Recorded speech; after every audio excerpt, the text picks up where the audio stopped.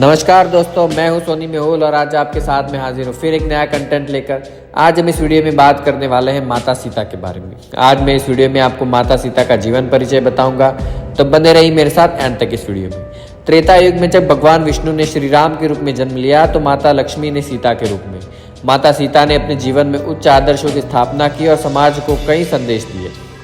उन्होंने हमेशा धैर्य और संयम से काम लिया और भविष्य की संभावनाओं को देखते हुए ही निर्णय लिए। आज हम आपको माता सीता की भूमि में निकलने से लेकर उनका पुनर्जन्म और पुनः भूमि में समानता की कथा का मैं आपको इस वीडियो में वर्णन करूंगा।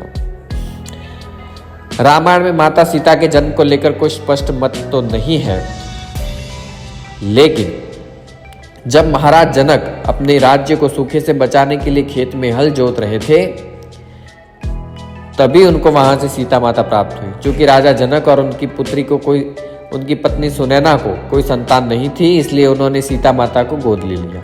बाद में सीता माता की एक छोटी बहन हुई जिसका नाम उर्मिला था। इसके अलावा उनकी दो चचेरी बहनें मांडवी और श्रुतकीर्ति भी थी, जो उनके चाचा कुशध्वज की पुत्रियां थी। माता सीता को कई अन्य नाम से भी जाना जाता है और हर नाम से उनकी एक अलग विशेषता दिखाई देती है। आइए उनके जानते हैं सभी नाम। जानकी, राजा जनक की पुत्री होने के कारण। वैदेही, राजा जनक का एक नाम विदेह भी था, क्योंकि वे भगवान की भक्ति में अपनी देह तक का त्याग कर देते थे या उसका आभास भूल जाते थे। इस कारण सीता को वैदेही कहा गया। मैथिली यानी मिथिलेश कुमारी, मिथिला राज्य की राजकुमारी के कारण। जनकात्मजा, राजा जनक की आत्मीय पुत्री होने के कारण। भूमिपुत्री, भूसुता, भौमी, भूमिजा, भूमि से प्राप्त होने के कारण। जनक नंदिनी, राजा जनक की सबसे प्रिय पुत्री होने के कारण राजा जनक को अपने परिवार की सभी पुत्रियों में सबसे प्यारी पुत्री माता सीता ही थी। इसके अलावा उनका नाम सीता इसलिए पड़ा क्योंकि जिस हल को राजा जनक जोत रहे थे उसके निचले भाग को सीता कहा जाता है। उसी से टकराकर माता सीता उन्हें प्राप्त हुई थी, इसलिए उनका नाम सीता पड़ा। कई जगह सीता को सिया के नाम से भी जाना जाता है।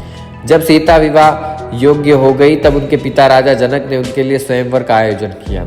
उस स्वयंवर में जो भी शिव धनुष को उठाकर उस पर प्रत्यंचा चढ़ा देता उसका विवाह माता सीता से हो जाता। एक एक करके कई महाबली योद्धाओं ने शिव धनुष को उठाने का प्रयास किया, लेकिन सब विफल रहे। उस स्वयंवर में श्री राम अपने गुरु विश्वामित्र और भाई लक्ष्मण के साथ पधारे थे। अंत में श्री राम ने उस धनुष को उठाकर उस पर प्रत्यंचा चढ़ा दी, जिसके फलस्वरूप माता सीता का विवाह श्री राम से हुआ। उनके विवाह के बाद उनकी बाकी 3 बहनों का भी विवाह श्री राम के छोटे भाइयों के साथ हो गया। विवाह के बाद माता सीता श्री राम के साथ अयोध्या आ गई और कुछ समय के बाद कैकेयी के प्रपंच के द्वारा श्री राम को 14 वर्ष का वनवास मिला। तब माता सीता ने भी अपना पत्नी धर्म निभाने के लिए उनके साथ वन में जाने का निर्णय लिया। हालांकि सभी ने उन्हें बहुत रोका, लेकिन पति सेवा के लिए उनके साथ ही जाना चाहती थी। तब माता सीता लक्ष्मण श्री राम के साथ 14 वर्ष के लिए वनवास में चले गए और वहां जाकर उन्होंने एक साधारण वनवासी की भांति अपना जीवन बिताया। अपने वनवास के अंतिम चरण में माता सीता श्री राम और लक्ष्मण के साथ पंचवटी के वनों में रह रही थी। जब वे पंचवटी के वनों में कुटिया बनाकर रह रही थी, तब एक ही दिन वहां रावण की बहन शूर्पणखा का आगमन हुआ। उसने माता सीता के सामने ही श्री राम के सामने विवाह का प्रस्ताव रखा और सीता को भला बुरा कहने लगी। माता सीता चुप रही। जब श्री राम और लक्ष्मण दोनों ने उसके द्वारा किए गए विवाह के प्रस्ताव को ठुकरा दिया तो माता सीता पर आक्रमण करने के लिए दौड़ी। ये देखकर लक्ष्मण ने शूर्पणखा पर तलवार से वार किया और उसकी नाक को काट दिया। शूर्पणखा की नाक काटने के कुछ ही दिनों बाद माता सीता को अपनी कुटिया के बाहर एक स्वर्ण मृग दिखाई पड़ा। वो देखकर उनका मन आनंदित हो उठा और उन्होंने श्री राम से वो मृग लाने के लिए कहा। श्री राम वो मृग लेने चले गए, लेकिन कुछ समय के पश्चात ही लक्ष्मण चिल्लाने की आवाज आई। ये देखकर माता सीता भयभीत हो गई। उन्होंने लक्ष्मण को अपने भाई की रक्षा के लिए भेजा। लक्ष्मण ने माता सीता की सुरक्षा के लिए लक्ष्मण रेखा का निर्माण किया और उनके वहां आने तक इसे पार ना करने को कहा। लक्ष्मण के जाने के बाद वहां एक साधु आया और उसने भिक्षा मांगने लगा। माता सीता ने उन्हें उसी रेखा के उस पार भिक्षा लेने को कहा, जिस पर वो साधु क्रोधित हो गया और उन्हें श्राप देने लगा। श्राप के भय से माता सीता ने लक्ष्मण रेखा को पार किया और साधु को भिक्षा देने लक्ष्मण रेखा से बाहर आ गई। माता सीता के बाहर आते ही वो साधु एक राक्षस में बदल गया, जो कि लंका का राजा रावण था। वो माता सीता को पुष्पक विमान में बिठाकर लंका में जाने लगा। बीच में माता सीता को बचाने के लिए जटायु पक्षी आए, लेकिन रावण ने उनका वध कर दिया। तब माता सीता पुष्पक विमान से अपने आभूषण उतार कर नीचे फेंकती रही ताकि श्री राम को उन्हें ढूंढने में परेशानी ना हो। रावण ने उन्हें ले जाकर अशोक वाटिका में त्रिजटा के संरक्षण में रख दिया। और रावण के द्वारा माता सीता के हरण के दो कारण थे। पहला, अपनी बहन शूर्पणखा के द्वारा बताए गए सीता के रूप के कारण उस पर सम्मोहित होना, और दूसरा, श्री राम व लक्ष्मण से अपनी बहन के अपमान का बदला लेना। लंका पहुंच कर माता सीता बहुत विलाप करने लगी और रावण ने उनके सामने विवाह का प्रस्ताव रखा, जिसे माता सीता ने ठुकरा दिया। उन्होंने वहीं पड़े एक तिनके को उठाकर रावण से कहा कि यदि वे उन्हें छूने का प्रयास करेगा तो वो जलकर भस्म हो जाएगा। अशोक वाटिका में उनके राक्षसी त्रिजटा से मित्रता हो गई, जो उन्हें ढांढस बंधाया करती थी। इस प्रकार अशोक वाटिका में बंदी बने हुए उन्हें कई समय बीत गया, लेकिन श्री राम की कोई सूचना न मिली। वे प्रतिदिन विलाप करती, राक्षसियों के ताने व रावण का धमकाना सुनती, किंतु माता त्रिजटा के द्वारा ढांढस बंधाने से शांत हो जाती। कई महीने बीत जाने के बाद उनके श्री राम के दूत हनुमान से भेंट हुई और हनुमान रात्रि में अपना सूक्ष्म रूप लेकर माता सीता से मिलने पहुंचे।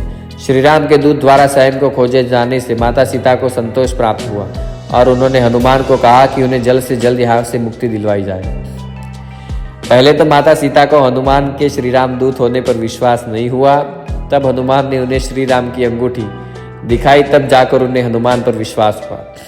फिर उन्होंने हनुमान के लघु रूप को देखकर शंका प्रकट की, ऐसे छोटे छोटे वानर भयानक राक्षसों के कैसे लड़ेंगे। तब उन्होंने अपने विशाल रूप के दर्शन दिए और वानर सेना के पराक्रम का बखान किया।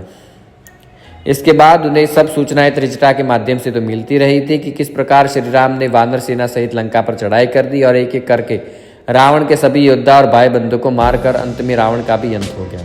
तब लंका के नए राजा विभीषण के द्वारा माता सीता को सम्मान सहित मुक्त कर दिया गया। जब माता सीता श्री राम के पास आई तो उन्हें अग्नि परीक्षा देने को कहा। दरअसल वो सीता असली सीता की केवल परछाई मात्र थी। असली सीता तो रावण के द्वारा हरण किए जाने से पहले ही अग्निदेव के पास चली गई थी। तब अग्नि परीक्षा के द्वारा माता सीता पुनः वापस आई और श्री राम के साथ अयोध्या लौट गई। अयोध्या लौटने के बाद श्री राम का राज्याभिषेक हुआ। तब माता सीता वहां की प्रमुख महारानी बन गई। सब कुछ हंसी खुशी चल रहा था कि अचानक उन्होंने देखा कि श्री राम बहुत उदास हैं। तब उन्होंने अपने गुप्तचरों द्वारा पता चला कि वो क्यों उदास है। उन्होंने अपने गुप्तचरों के माध्यम से उन्हें पता चला कि प्रजा में उनके चरित्र को लेकर संदेह किया जा रहा है। वे माता सीता के लंका में 1 वर्ष तक रहने पर श्री राम के द्वारा त्याग कर दिए जाने की बात कर रहे थे। ये सुनकर माता सीता बहुत निराश हुई। वे श्री राम के पास गई और स्वयं का त्याग करने को कहा। इस पर श्री राम विचलित हो गए और स्वयं उनके साथ वनवास में जाने को कहा। तब माता सीता ने उन्हें राजधर्म समझाया और अकेले वनवास जाने का निर्णय लिया। माता सीता को वन में छोड़ने का उत्तरदायित्व उन्हें देवर लक्ष्मण को दिया। लक्ष्मण उन्हें वन में अकेला नहीं जाने दे रहे थे। तब स्वयं पुत्र की भांति उनकी सेवा करने का हठ कर रहे थे। तब माता सीता ने लक्ष्मण के आगे एक सीता रेखा खींची तथा उसे लांघने से मना किया। इसके बाद माता सीता वहां से आगे पैदल चलकर वाल्मीकि के आश्रम में चली गई। वहां उन्होंने अपना परिचय एक साधारण महिला के रूप में दिया और सभी उन्हें वन देवी के नाम से जानने लगे। जब वे वन में गई थी तब वे गर्भवती थी तथा वहां जाकर उन्होंने 2 पुत्र लव और कुश को जन्म दिया। अपने पुत्रों के जन्म के बाद माता सीता ने उनका अच्छे से पालन पोषण किया और महर्षि वाल्मीकि के द्वारा उनके पुत्रों को शस्त्र व संगीत की शिक्षा दी गई। उन्होंने गुरु वाल्मीकि के अलावा आश्रम में किसी को भी अपना असली परिचय नहीं दिया, यहाँ तक कि अपने पुत्रों को भी नहीं। एक दिन जब वे पूजा करके लौटी तो उनके पुत्रों ने उन्हें बताया कि उनका श्री राम की सेना के साथ युद्ध हुआ। इस युद्ध में उन्होंने श्री राम की सारी सेना को हरा दिया। जब उनका श्री राम से युद्ध होने लगा तब महर्षि वाल्मीकि के आकर युद्ध रुकवा दिया। ये सुनकर माता सीता जोर जोर से विलाप करने लगी और सभी को सत्य से अवगत करवा दिया। उन्होंने अपने दोनों पुत्रों और आश्रम में सभी को बता दिया कि वे ही अयोध्या की महारानी सीता है और श्री राम उनके पति। लव कुश को पता चल चुका था कि जिससे वे युद्ध करने वाले थे स्वयं उनके पिता है।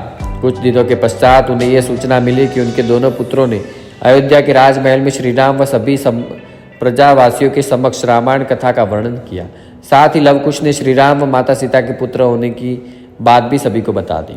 तब श्री राम ने माता सीता को राजमहल में आकर सभी के सामने प्रतिज्ञा लेकर ये बात स्वीकारने को कहा कि ये दोनों वे उनके ही श्री राम के पुत्र हैं। ये सुनकर माता सीता अत्यधिक क्रोधित हो गई और अयोध्या के राजमहल में जाकर एक घोषणा की कि यदि लवकुश श्री राम व माता सीता के पुत्र है तो इसी समय ये धरती फट जाए और वे इसमें समा जाए।